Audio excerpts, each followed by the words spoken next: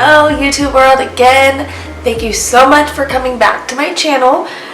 Today I'm going to be talking about herd immunity in this next part of my vaccine series. Welcome to Mommy's YouTube channel. YouTube channel. Thanks for coming. And get ready to learn.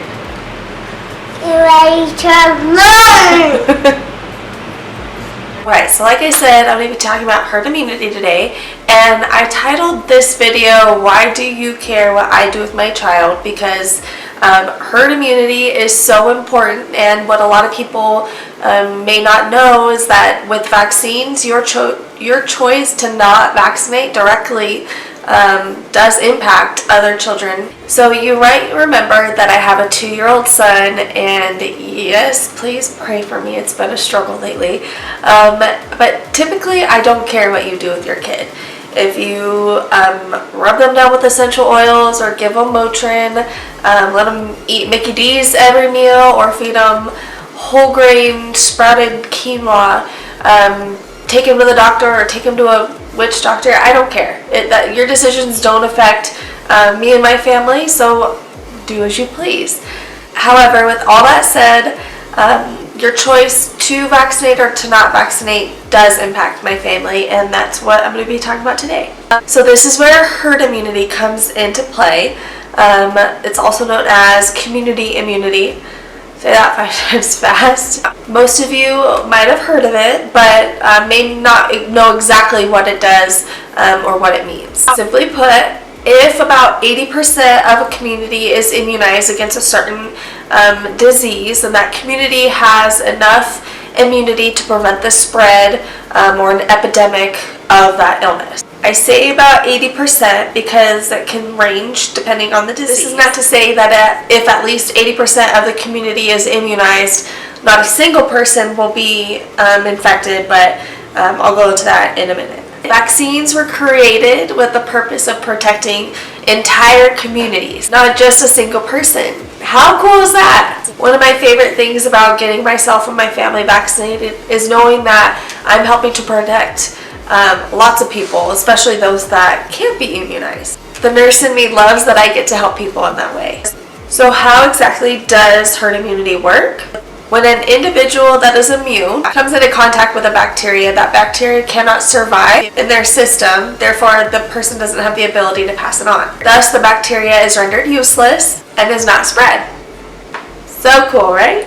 There are some factors that can determine the chances of spread of an illness in a community, and scientists can predict the probability of an outbreak in a certain area. So R0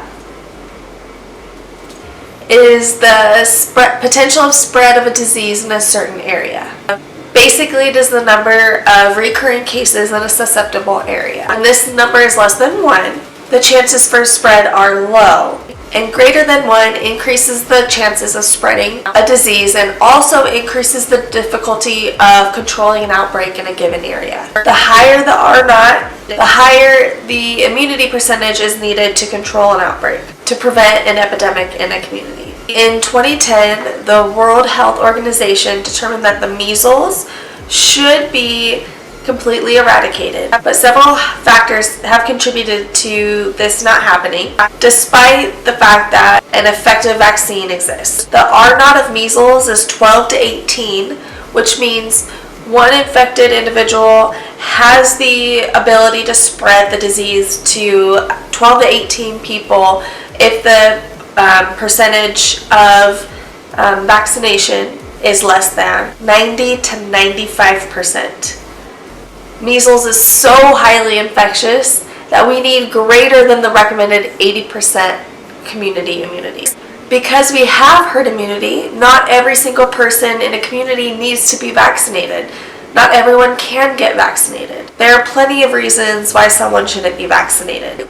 One example are sweet little innocent newborn babies. Their immune systems can only handle so much, and they can't get all of the vaccines that we as adults can get. Others include the immunocompromised, so think chemotherapy patients, the elderly, transplant recipients. Did you also know that some people get vaccines but their body simply just does not translate that into immunity. Those that are not vaccinated or not fully vaccinated or don't have the immunity are protected through herd immunity.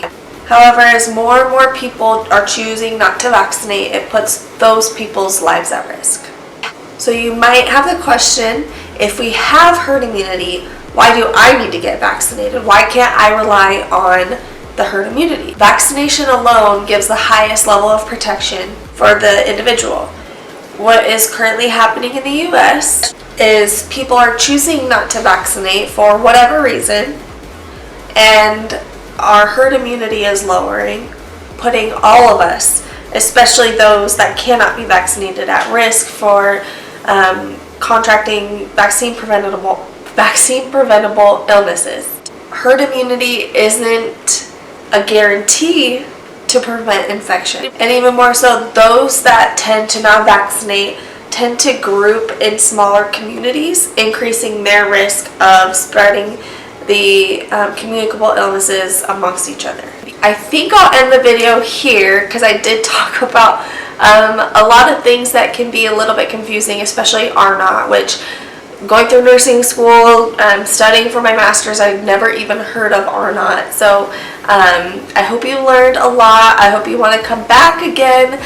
Don't be afraid to leave a comment down below on what you want to know more about, if you want me to go even more in depth on herd immunity and why it's so important. Link my resources below so you can check out where I got my information from. And next time I'll be going more in depth on the measles vaccine, what the measles outbreak currently looks like, how it compares to outbreaks in the past, what measles could mean for you and your family, what it would look like in an infant or a child. So I hope you want to come back. Have a great day.